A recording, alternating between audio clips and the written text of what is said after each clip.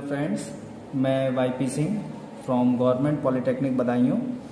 और last video में हमने डिस्कस किया था डीटीए की हिस्ट्री और इंट्रोडक्शन के बारे में। डीटीए हमारा डिफरेंशियल थर्मल एनालिसिस या एनालाइजर है, जो एक कैरेक्टराइजेशन टेक्निक है, और इसके हमने कंस्ट्रक्शन की बात की थी। आज हम बात करेंगे अपने इस वीडियो में इसके प्रोसेस की, यानी कि किस तरह से हम इस पे वर्किंग करते हैं। तो कंस्ट्रक्शन हम लास्ट वीडियो में समझ चुके हैं। मान लीजिए अब हमें जो भी सैंपल है, यानी कि गिवन सैंपल जो है वो हमें मिला है और हमें उसकी डीटीए एनालिसिस करनी है। तो उसके लिए हम क्या करते हैं, सबसे पहले हम इस एपरेटस के जो सैंपल पेन है उसमें हम क्या करते हैं, गिवन सैंपल को फिल कर देते हैं। ठीक है, गिवन सैंपल को फिल कर देने के बाद जो रेफरेंस पेन है हमारा, इस रेफरेंस पेन में हम Al2O3 जो कि हमारा पाउडर फॉर्म में रहेगा, इसको हम क्या करते हैं, रेफरेंस पेन में रखते हैं।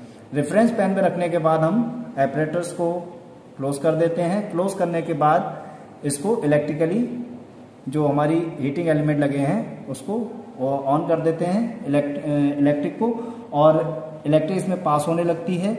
और जो हमारी पर्ज गैसेज सिलेंडर है, यहाँ से हम जो इनलेट है इसको यहाँ से वाल्व को ओपन कर देते हैं, जिससे कि जो इनर्ट गैस है वो हमारे इस चैम्बर के सरफेस पर पहुंच सके।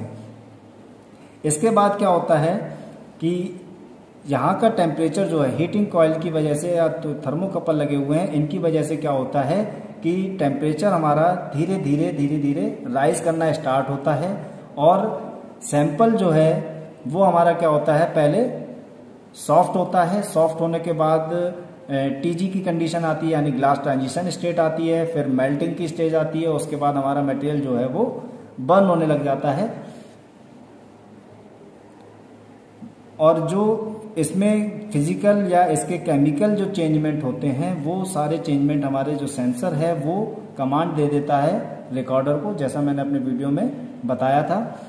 ये कमांड देता है रिकॉर्डर को, और रिकॉर्डर जो है उसको रिकॉर्ड करेगा डाटा को, और डाटा को रिकॉर्ड करने के बाद इसके साथ में हमारा कंप्यूटर सेटअप रहता है, जिसमें हम ग्राफ प्लॉट करते हैं। और ग्राफ जो हमारा प्लॉट होता है वो एंडोथर्मिक और एक्सोथर्मिक के बीच में होता है, जैसा मैंने अपने लास्ट वीडियो में बताया था। तो इस तरह से हम इसके प्रोसेस को करते हैं। और जो इनर्ट गैस होती है वो इनर्ट गैस हमारी यहाँ से इस फर्नेस के ऊपर से आउटलेट हो जाती है। यदि जो हमारा मटेरियल है या सैंपल मटेरियल है उसका मेल्टिंग या डिहाइड्रेशन टेम्परेचर रेफरेंस मटेरियल से कम हो, यानी कि हम कह सकते हैं कि जो गिवन सैंपल है, गिवन सैंपल का डिहाइड्रेशन और मेल्टिंग टेम्परेचर जो है वो रेफरेंस मटेरियल या सैंपल से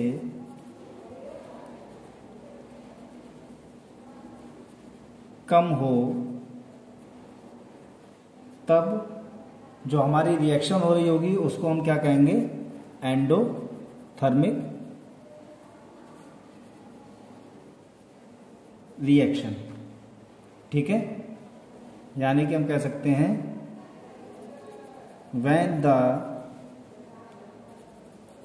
melting temperature of given sample is less than melting temperature of reference material।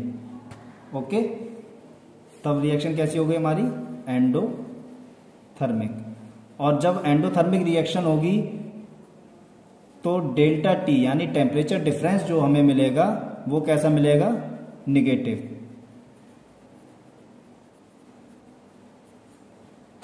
ठीक है, जब सैंपल का मेल्टिंग टेम्परेचर रेफरेंस मटेरियल के मेल्टिंग टेम्परेचर से कम होगा तो डेल्टा टी ऑलवेज हमारा क्या होगा, नेगेटिव होगा। सेकेंड, यदि जो गिवन मटेरियल है हमारा उसका टेम्परेचर मेल्टिंग टेम्परेचर जो है वो रेफरेंस मटेरियल के मेल्टिंग टेम्परेचर से ज्यादा होगा तो हमारी रिएक्शन कैसे हो जाएगी, एक्सोथर्मिक हो जाएगी। और ऐसी कंडीशन में डेल्टा टी जो है वो हमेशा हमारा पॉजिटिव रहेगा।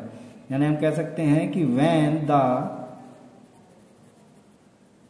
Melting temperature of given sample is greater than melting temperature of reference material, then the reaction is called exothermic। और डेल्टा टी हमारा ऐसी कंडीशन में क्या मिलेगा, पॉजिटिव। ठीक है।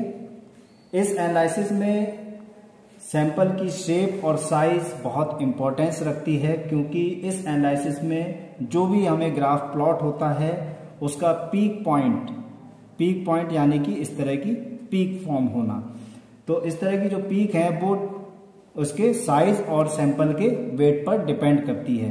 लास्ट वीडियो में मैंने बताया था कि एक्यूरेट हमें वेट लेना चाहिए। अब अगर शार्प एंडोथर्मिक पीक बनती है, यानी कि शार्प एंडोथर्मिक पीक अगर फॉर्म होती है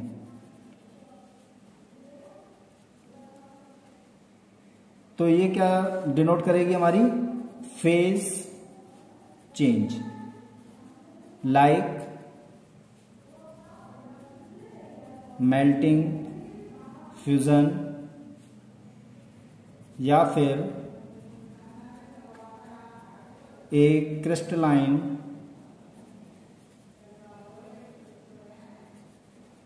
फॉर्म से another crystalline फॉर्म की ट्रांजिशन को डिनोट करेगी।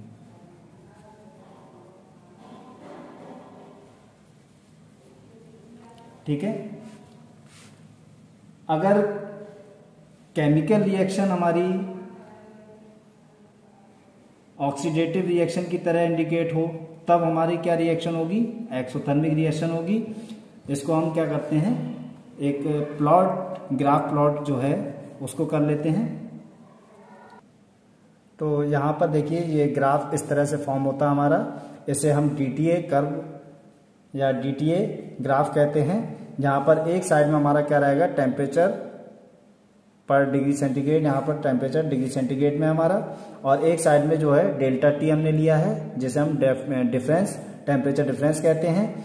और यहाँ पर इसको दो पार्ट में डिवाइड किया गया है।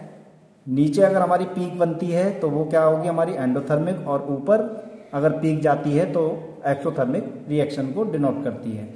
अब यहाँ पर जैसे कि ये फॉर्म हो रही है, ये एक शार्प पीक मैंने यहाँ पर डिनोट की है। ये क्या है, शार्प पीक। तो सबसे पहले ग्राफ किस तरह से प्लॉट होगा हमारा, जब मटेरियल हमारा सॉफ्ट होगा तो ये ग्राफ हमारा स्टार्ट हो जाता है, और जैसे जैसे टेम्परेचर हमारा क्या है, राइज करना स्टार्ट होता है, और ग्लास ट्रांजिशन स्टेज यानी कि TG, तो यहाँ पर ये क्या डिनोट कर रहा है, उस गिवन मटेरियल की TG को यहाँ पर डिनोट करेगा। तो यहाँ से हम TG को कैलकुलेट कर सकते हैं।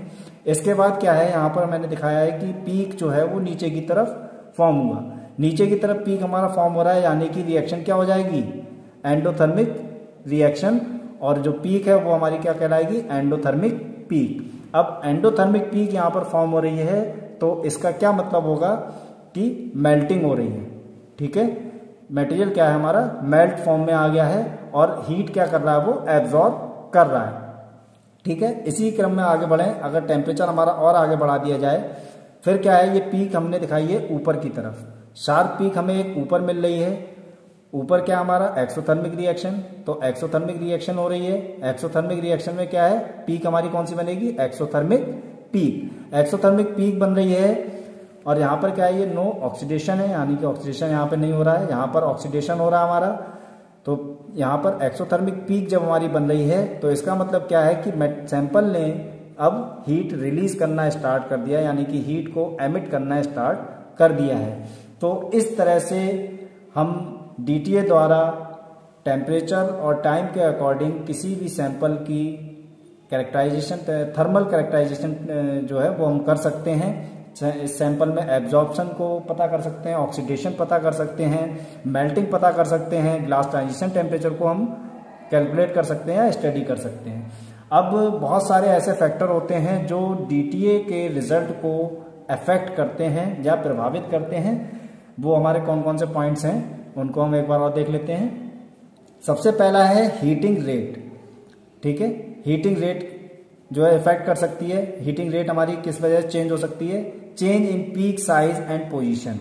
ये हमें कैसे पता लगेगा, अगर पीक का जो साइज है और उसकी जो पोजीशन है वो क्या आ रही है, चेंज आ रही है, तो हम इस कंडीशन में क्या करेंगे, use a low heating rate, यानी कि जो रेट हमने ले रखा है, टेम्परेचर जिस रेट से हम राइज कर रहे हैं टाइम के अकॉर्डिंग, उसको हम क्या करेंगे, स्लो कर देंगे या लो कर देंगे। सेकेंड है हमारा वेट ऑफ सैंपल और अमाउंट ऑफ सैंपल। वेट का सैंपल जो है उसकी वजह से भी पीक में क्या होगा, चेंजमेंट आ सकता है, या उसकी साइज में चेंजमेंट आ सकता है, या उसकी पोजीशन जो है वो हमारी चेंज हो सकती है। तो इसके लिए हम क्या करेंगे, यूज स्टैंडर्डाइज सैंपल मास, यानी कि स्टैंडर्डाइज जो वेट होगा उस वेट के अकॉर्डिंग हम सैंपल को लेंगे। नेक्स्ट है हमारा एटमॉस्फेरिक कंडीशंस। एटमॉस्फेरिक कंडीशंस का क्या मतलब है यहाँ पर, कि एटमॉस्फेरिक कंडीशन अगर हमारी इनर्ट गैस पूरी तरह से उसमें फ्लो नहीं हो रही है, पास नहीं हो रही है, तो curve in the change in the curve, तो कर्व में हमें क्या है, चेंजमेंट देखने को मिलेगा। अगर कर्व में चेंजमेंट आ रहा है तो उसके लिए हम क्या करेंगे, जो इनर्ट गैस है, inert gas should be allowed to flow, यानी कि इनर्ट गैस को हम फ्लो करा देंगे। नेक्स्ट हमारा पार्टिकल साइज ऑफ सैंपल, यानी कि सैंपल का पार्टिकल साइज। इरिप्रोड्यूस कर्व, यानी कि एक ऐसा कर्व हमें मिलेगा जो बार बार बन रहा होगा, थोड़ा शार्प नहीं होगा। तो ऐसे में क्या होगा कि पार्टिकल का साइज जो है वो हमारा गलत है, और ऐसे में हम क्या करेंगे, use small and uniform particle size, यानी कि जो हमारा गिवन सैंपल है या रेफरेंस सैंपल है, इनके हम पार्टिकल साइज जो है वो हम स्मॉल लेंगे और एक यूनिफॉर्म में लेंगे। ये नहीं कि कोई पार्टिकल छोटा है कोई पार्टिकल बड़ा है, यूनिफॉर्म पार्टिकल साइज को हम लेंगे और उसके बाद हम इसकी टेस्टिंग करेंगे। तो ये थे हमारे फैक्टर इफेक्ट जो DTA को या DTA का जो रिजल्ट है उसको इफेक्ट कर सकते हैं।